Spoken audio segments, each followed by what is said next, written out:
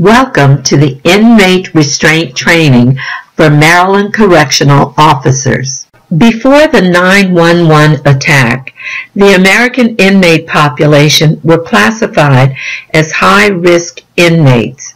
However, today prisons hold many high-valued inmates, which include terrorists, trained internationally and nationally, and gang members. These inmates are considered a significant threat to the public and to correction officers. The proper use of prisoner restraints can mean the difference between injury, life, or death for a corrections officer and the public at large. With today's high-risk prisoner population, more proactive training procedures must be provided to ensure that inmates are properly restrained and corrections officers and the public are protected.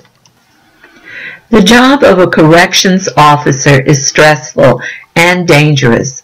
One way to lessen the danger is to gain control of the inmate.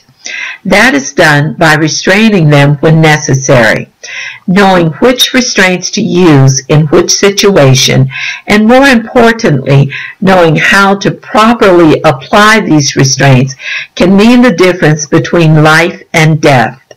Typically, prisoners are restrained using handcuffs, black box, waist chain, leg irons, and flex cuffs.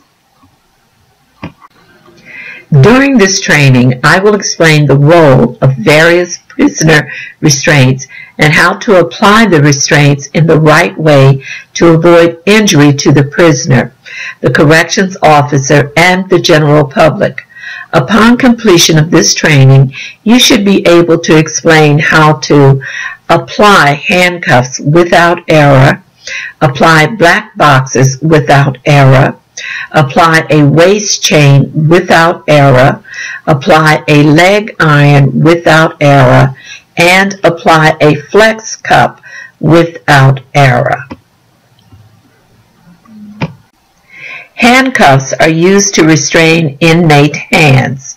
When applying handcuffs, you have to make sure the keyholes face the inmate's arms. They have to look away from their fingers so that in the unlikely event he has a key, he has a hard time unlocking the handcuffs. You must also double lock the cuffs to keep them from getting tighter later. One trick is to put your finger between the inmate's body and the handcuffs, and if it fits, then that means it is not too tight. The black box is used to cover the holes on the cuffs so that the handcuffs can't be picked by the inmate. Before you apply a black box, you must order the inmate to hold his stronger hand over his weakest hand. Since 90% of the population is right-handed, the rule is right over left. The role of the black box is to cover the keyholes of the cuffs while providing a connection point for the waist chain. The waist chain is used to limit hands and arm movement. The waist chain serves to reduce the movement of hands and arms much further.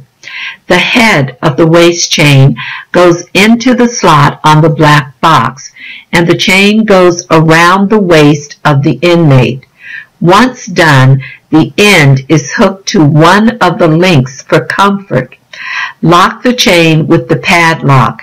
Make sure it is not positioned in the lower back area, because when they sit back, it is going to hurt. You should make sure that it is on the side, but not on the lower back, which might cause injury to the inmate. Leg iron. The leg iron restraints are for the legs. When applying leg irons, make sure the keyholes face the inmate's ankles.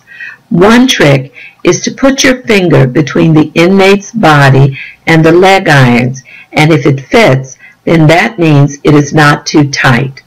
The leg irons need to be double locked so that the leg iron does not get tighter later, because as the inmate moves, if you have not double locked the leg irons might get tighter when the inmate is walking. This is especially important when transporting an inmate. The inmate might start complaining while you are driving, and you may have to stop the transport to adjust the leg iron, which opens you up to a dangerous situation or a potential escape attempt. You have to put the leg irons on when they are standing, not when the inmate is sitting. When they are sitting, the Achilles tendon is not activated and bulging out, which means the size will be smaller when they start walking, and it will be uncomfortable.